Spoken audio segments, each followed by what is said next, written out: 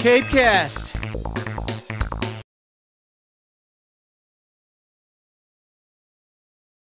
Folks, we stopped by the Cape Wildlife Center in Barnstable recently, where they are caring for 5 white-footed mice orphans.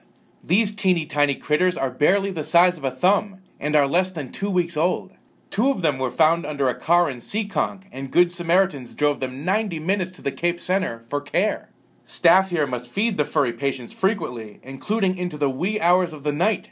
Let's find out more. So right now we're doing one of their 8 feeds that are spread out over the entire 24 hours of the day. These guys are just getting some formula that they would usually be getting from their mom. They're doing great now. It's always really iffy when they first get here, just because they're so fragile, and sometimes they've been without mom for a little while, and that's really tough on these little guys, especially when their eyes aren't even open yet. It's a lot of work. You kind of finish one feed and you're basically back in here getting ready for another feed right after.